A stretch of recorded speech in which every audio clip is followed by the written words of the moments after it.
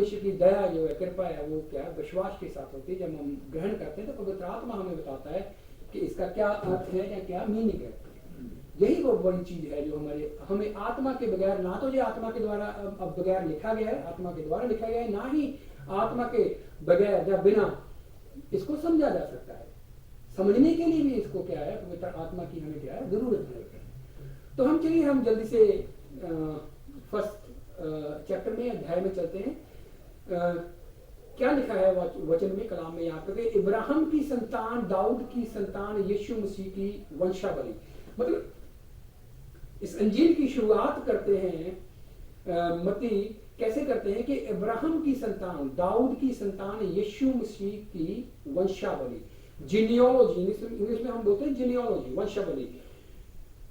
दो नाम जो यीशु मसीह की वंशावली में बड़े हैं, जिसको पहले से ही मत्ती क्या है वो प्रोजेक्ट करना चाहता है। यहां से हमें वो बात जो है वो ज्यादा हमें समझ में आती है कि वाकई शायद वो जो प्रभु के दास जो कह रहे हैं बात, यहाँ से बात फिर से कन्फर्म होती है कि यहूदी ऑडियंस को मन में रखकर लिखा गया है, जहां ये कह दें कि हम यीशु मसीह को वो मसाया जो कहते हैं मसीह के तौर पे प्रोजेक्ट करना चाहता है। ये इसी से हमें पता चल जाता है, क्योंकि ये एक मैसियनिक नाम था जो दाऊद की संतान, सन ऑफ डेविड था। क्या था वो? एक मसीह का नाम था, मैसियनिक क्या था, नाम था वो। तो उसी से शुरुआत करता है वो। पता चलता है हमें कि वाकई में मत्ती कहना चाहता है कि यही वो क्या है, यीशु मसीह जो नासरत से हैं, वही वो मसीह है, वही वो किंग है जिसका क्या आप इंतजार कर रहे हो। इब्राहिम की संतान से एक और बात हमें समझ में आती है, क्योंकि हम जब शुरुआत में देखते हैं बुक ऑफ जेनेसिस में 12 में हम पढ़ते हैं तो लिखा गया है कि यीशु मसीह ने क्या कहने कि यहोवा परमेश्वर ने अब्राहम को आशीष दी थी कि तुम्हारे द्वारा अन्य जाति, नेशंस ऑफ द वर्ल्ड क्या पाएंगी, उद्धार पाएंगी, आशीष पाएंगी। तो हमें यह भी बात समझ में आती है कि वो अब्राहम की संतान है, वही वायदा जो अब्राहम को किया गया था कि अन्य जाति तुम्हारे द्वारा क्या पाएंगी, उद्धार पाएंगी। तो उसी से क्या है मत्ती फिर से शुरुआत करना चाहता है, मतलब प्रोजेक्ट करना चाहता है कि जो वायदा जो किया गया था, कहां पर, पुराने नियम में, जो लॉ एंड प्रॉफिट्स जो उन्होंने कहा था कि उद्धार मिलेगा अब्राहम के द्वारा, और दाऊद की जो संतान जो मसाया होगी या किंग होगी, वो कौन है, यही कौन है, यीशु मसीह। शुरुआत ही उन्होंने यहीं से की। और आगे क्या लिखते हैं, जब हम इस वंशावली को देखते हैं, बहुत सारे लोग हैं, जब मैं शुरुआत में बाइबल पढ़ता था मुझे भी ऐसा लगता है कि इस वंशावली को पढ़ने की क्या जरूरत है, लेकिन परमेश्वर के वचन में एक एक बात, जैसे यीशु मसीह ने खुद भी कहा कि एक इसमें जो हम बिंदु बोलते हैं ना, कि बिंदु भी इसमें जो कोई हटा नहीं सकता, जो हटाएगा उसको क्या होगा, शराप होगा उसके ऊपर। और इसमें जो बात कही गई एक भी ना टलेगी, ना कोई बिंदु भी इसमें से हटाया जा सकता है। तो हर चीज जो है पावरफुल है। जो परमेश्वर का वचन है वो महज एक किताब नहीं है, पुस्तक नहीं है, कहानी नहीं है, ये क्या है, पावरफुल है, इसमें सामर्थ्य है। पौल भी कहता है, क्या कहता है पौल, कहता है कि उन लोगों के लिए जो अविश्वासी, जो विश्वास नहीं करते, समीप की जो कथा है वो मूर्खता ही है, जहां उनके लिए कोई मायने नहीं रखती, लेकिन हमारे लिए क्या है, ये परमेश्वर की सामर्थ्य है। क्या हमारे लिए क्या है, ये परमेश्वर की मुक्ति है, पावर है, पावर ऑफ गॉड। सो जो हर एक शब्द है इसमें बहुत ज्यादा रहस्य हैं, बहुत मिस्ट्री छुपी हुई है, जो समय समय पर परमेश्वर अपने लोगों के ऊपर क्या है, खोलते हैं, उसको देते हैं अपने लोगों को। इसीलिए हम क्या करते हैं, जब किसी प्रभु के दास ने कुछ बोला है तो प्रभु के दास को जो रेवलेशन दिया, हम उसको इस्तेमाल कर रहे हैं, यहाँ पे हम इस्तेमाल कर रहे हैं, यूज कर रहे हैं। अगर प्रभु के दास को कुछ बोला गया है तो हम यहाँ पे देखते हैं, पढ़ते हैं इस वंशावली कैसे लिखी है। इब्राहिम से इजहाक उत्पन्न हुआ, इसहाक से याकूब उत्पन्न हुआ, और याकूब से यहूदा और उसके भाई उत्पन्न हुए। ये वो है याकूब से यहूदा और उसके भाई 12 गोत्र, जो इजराइल के गोत्र आगे बनते हैं, जो बाइबल में बहुत बार क्या है उनका जिक्र है, जिनका जिक्र जो बुक ऑफ रेवलेशन तक भी है। 12 गोत्र और उनकी क्या है, जो उनकी अंत में प्रभु के रेवलेशन की बुक में जो जजमेंट होनी है तब वहां पर भी सिंहासन जो बारे लिखे गए जैसे गोत्र के बारे में। जो यहूदा से फिरिस और यहूदा और तामार से जोरह उत्पन्न हुए और फिरिस से हिस्रोन उत्पन्न हुआ और हिस्रोन से इराम उत्पन्न हुआ और इराम से अमीना दाव उत्पन्न हुआ और अमीना दाव से नहशोन और नहशोन से सलमोन उत्पन्न हुआ और सलमोन से राहब से बोआज उत्पन्न हुआ। ये जो राहब है जिसको हम इंग्लिश में रेहब बोलते हैं, ये वो थी जो यरीहो जब उनको भेजा गया था सिटी में, दो केलब और जाशुआ को, जो इन्होंने हेल्प करी थी उनकी। ये एक लेडी थी जो क्या थी, वो पाप में ग्रसी हुई थी। तो कई लोग ये शब्द को शायद अच्छा ना माने, तो वो ऐसी लेडी थी जो पाप करती थी। लेकिन प्रभु के लोगों को जब इसने परमेश्वर को देखा तो इसने क्या किया, अपने मन को बदला। और देखो उसका नाम जो है परमेश्वर की पुस्तक में, परमेश्वर के जो जीनियोलॉजी है, वंशावली भी, उसमें उसका नाम आता है। इससे हमें ये भी पता चलता है कि परमेश्वर के, जिसके यीशु मसीह में बहुत बड़ी बात है, इसमें आगे भी नाम आते हैं। हमें पहले हम वंशावली पढ़ लेते हैं, उसके बाद हम बात करते हैं रेहब की भी, और जो किंग सुलेमान दाऊद का बेटा था उसकी पत्नी का भी नाम आता है इसमें। और तमार जैसे पहले नाम आया ऊपर, जो यहूदा और तमार से जो जोड़े उत्पन्न हुआ था, कि वो यहूदा तमार का क्या था, ससुर था। तो तमार ने क्या किया था, पाप किया था, खुद को एक वैश्या के रूप में, जो यहाँ पे मैंने शायद बोल ही दिया, रेहब भी जो किया थी वो भी वैश्या थी। तो इसने भी अपने आप को एक वैश्या के रूप में दिया था अपने ससुर को। मतलब ये पापी लोगों का नाम, जैसे जिन्होंने पाप किया उन लोगों का नाम प्रभु की वंशावली में आता है। तो उससे पता चलता है कि प्रभु यीशु मसीह ने खुद को सिर्फ अपनी जीनियोलॉजी में नहीं, अपने जैसे महसूल, जैसे हमने पहले बात करी कि महसूल लेने वाले पापियों के साथ बैठ के खाए पिए, अपनी लाइफ के द्वारा भी प्रोजेक्ट किया और बताया। और अपनी मौत, जब उन्होंने सलीबी मौत ली, उसमें भी वो किनके साथ हुए, पापियों के साथ। मतलब परमेश्वर हमेशा से प्रोजेक्ट किया कि मैं क्या किनके लिए आया हूं, और वचन में लिखा गया कि मैं पापियों के लिए आया हूं। तो हमेशा प्रोजेक्ट प्रभु यीशु मसीह ने जो दर्शाया है वचन के द्वारा, अपने जीवन के द्वारा, अपनी वंशावली के द्वारा, अपने जन्म के द्वारा और अपने मृत्यु के द्वारा, हम खड़ा पाते हैं यीशु मसीह को किनके पास, पापियों के पास। तो जब मैं कह सकता हूं कि और धर्मों की बात करते हैं तो वो ऐसा दिखाते हैं कि जो अच्छा काम करता है वो क्या है, मुक्ति पा सकता है। लेकिन यीशु मसीह क्या कहते हैं, क्रिश्चियनिटी क्या कहती है, मसीहत क्या कहती है, परमेश्वर क्या कहते हैं कि कौन पा सकता है, सिर्फ पापी पा सकते हैं। अगर मैं ऐसा भी कहूं कि सिर्फ पापी ही परमेश्वर को पा सकते हैं, या परमेश्वर पापी ही यीशु मसीह की मुक्ति को पा सकते हैं, ये कोई गलत नहीं होगा। क्योंकि रोमन में पौल लिखता है कि हम सभी क्या हैं, पापी हैं, हम सबने पाप किया है, कोई भी ऐसा नहीं है जिसने पाप नहीं किया है। तो इसका मतलब परमेश्वर की जो दया है वो सिर्फ किसके लिए है, पापियों के लिए। और हम यहाँ पे हमें वंशावली में पता चलता है कि जो नाम है। और दूसरी बात कि स्त्रियों के नाम हमने शुरुआत में देख लिया कि तमार का नाम आया, और फिर नाम आता है किसका, बोएज की पत्नी रूथ का भी नाम आता है, और सुलेमान की पत्नी का भी नाम आता है जो हित्ती उरिया की पत्नी थी, और रूथ का नाम भी आता है, और आगे सुलेमान की पत्नी का, सब इतनी लेडीज का नाम आता है। लेकिन अगर हम यहूदी धर्म को अगर हम देखते हैं तो ओल्ड टेस्टामेंट में तो वो ज्यादा औरत को इतना कहे हम के सम्मान नहीं देते थे, कि वंशावली में कभी भी नाम नहीं लिखा जाता। भले ही कोई नदियां हुई हैं, लेकिन वंशावली में जब भी नाम होगा आप पढ़ें तो इस वंशावली को आप देख सकते हैं, इतिहास में भी इस वंशावली को आप देख सकते हैं, पा सकते हैं। और बुक ऑफ रूथ में भी ये वंशावली, जो ये वाली है वंशावली, आप पढ़ सकते हैं। उसका जो लास्ट चैप्टर है उसमें वंशावली ये वाली है, आप मिल सकती है, आप देख सकते हो। ये सेम वंशावली जो यहाँ पर प्रभु के मत्ती की इंजील में फर्स्ट चैप्टर में हम पढ़ रहे हैं, सेम ही आप वहां पे पढ़ सकते हो। लेकिन वहां पर औरत का नाम आप नहीं देखोगे, स्त्री का नाम नहीं देखोगे। लेकिन यहाँ पर जैसे मत्ती ने स्त्री मतलब औरतों का नाम, लेडीज का नाम जो रखा गया है, इसमें यह भी दर्शाता है कि नए नियम में औरतों का स्थान कितना ऊंचा है।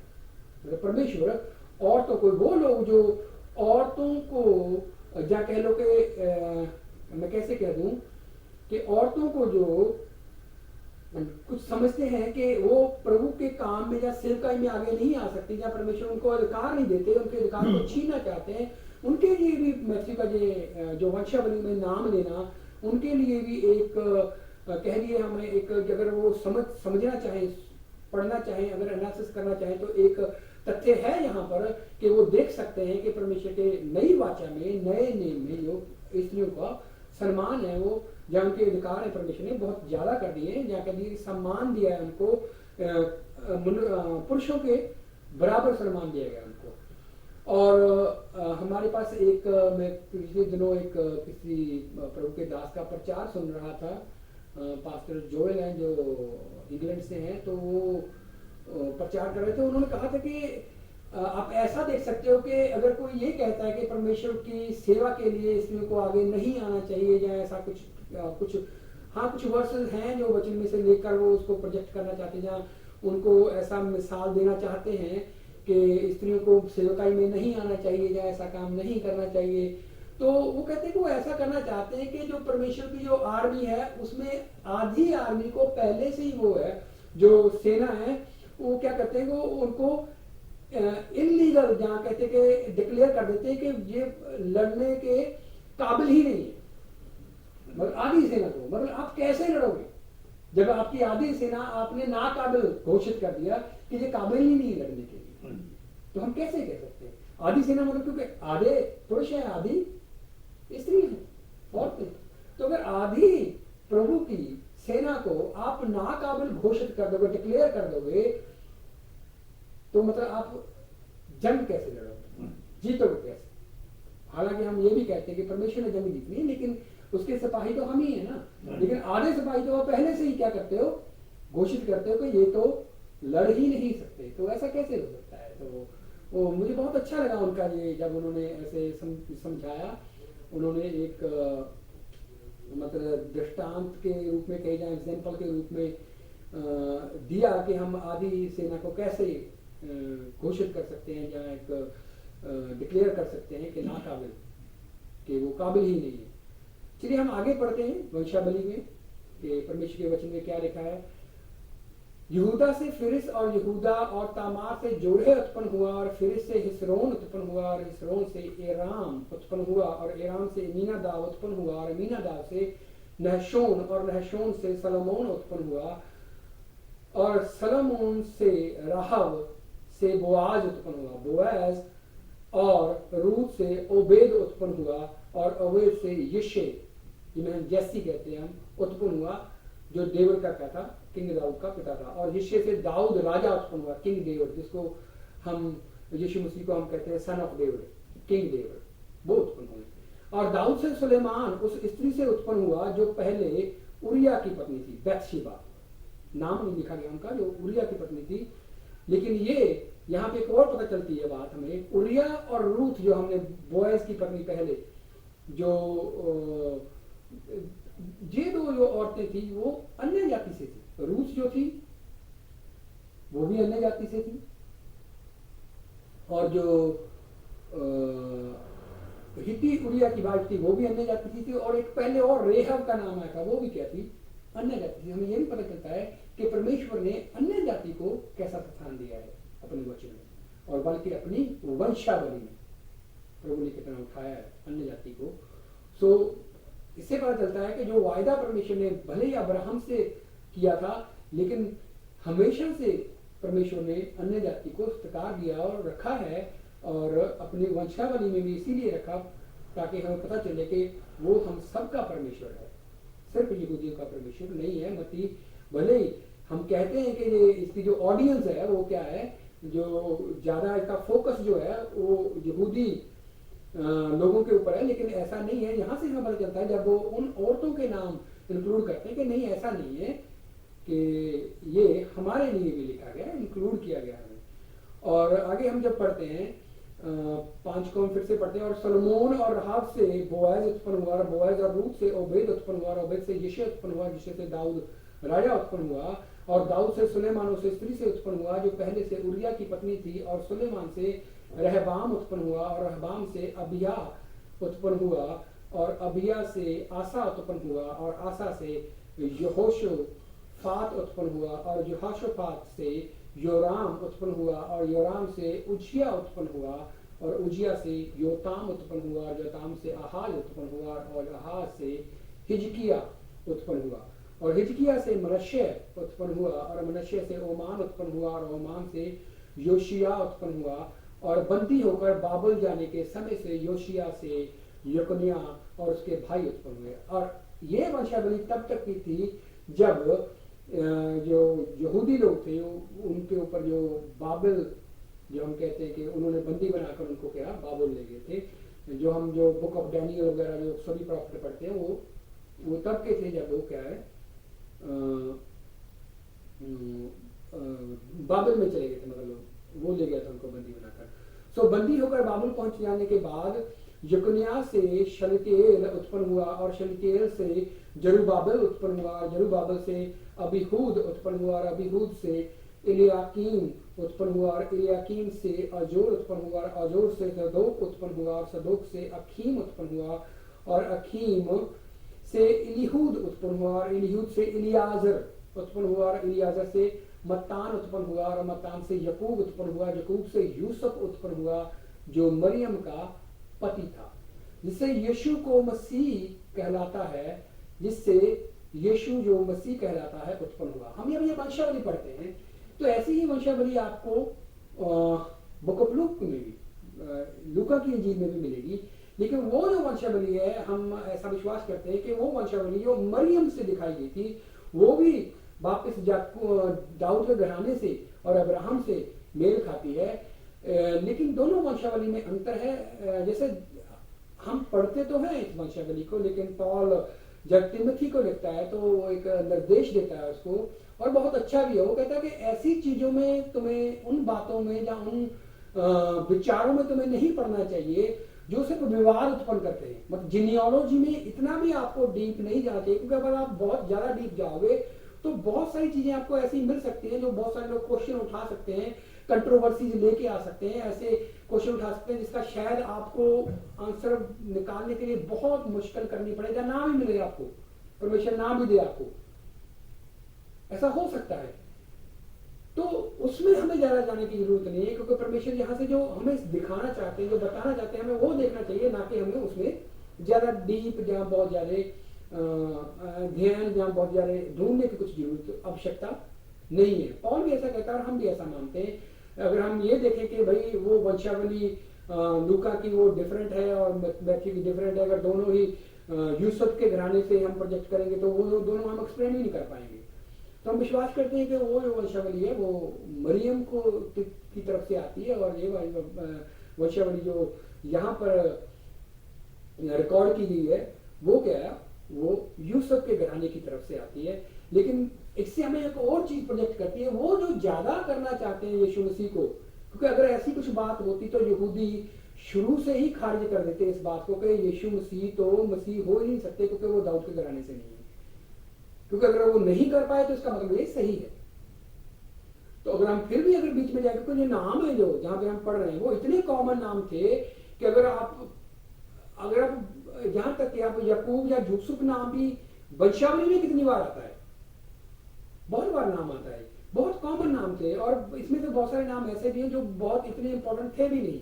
बहुत सारे नाम जो इंपॉर्टेंट थे, जो राजा थे या राजा के करीबी थे, मतलब जहाँ प्रॉफिट थे, जहाँ उन्होंने बहुत बड़े काम किए प्रभु के, उसमें जैसे जरूबबाबेल है उसमें वो गवर्नर था, जहाँ सुलेमान, जहाँ दाऊद है वो बहुत बड़े नाम है, यहूदा बहुत बड़ा नाम है कि उसके नाम पे एक पूरा उनका घराना है यहूदियों का।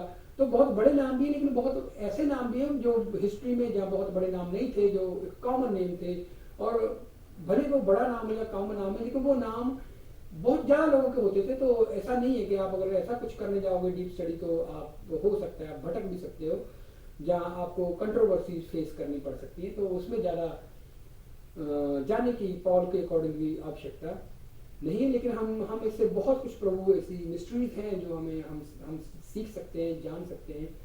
तो वो हम जान सकते हैं और परमेश्वर के वचन को हम महिमा दे सकते हैं। और इसके आगे जो है वो टॉपिक थोड़ा सा अलग हो जाता है, क्योंकि अब परमेश्वर के जन्म की जो ओरिजिन की बात शुरू हो जाएगी। अगर हम इस पूरे रेकॉर्ड को देखते हैं, आप 3 भाग में डिवाइड कर सकते हो कि पहला जो वंशावली का है, जीनियोलॉजी का है, आगे का ओरिजिन का है, और तीसरा जो है प्रभु यीशु मसीह का जन्म के वो एक्ट का है, वो है। तो हम आज का जो है इस स्टडी को यहीं पे रोकते हैं। बाकी जो हमारी बाइबल स्टडी हम नेक्स्ट टाइम करेंगे, और प्रभु आप सबको और हमको आशीष दे, और जो भी हमने सीखा प्रभु के वचन से हम उस पर चलने पाए, और प्रभु की आशीष और बरकत हमारे जीवन में ठहरे। आइए हम प्रार्थना करते हैं। हालेलुया। पिता परमेश्वर, आप सर्वशक्तिमान जिंदा खुदा हैं प्रभु जी। आपका वचन जो है पिता परमेश्वर सामर्थ्य है, और आपके पिता वचन के एक एक शब्द में पिता परमेश्वर पावर है प्रभु जी, सामर्थ्य है प्रभु जी।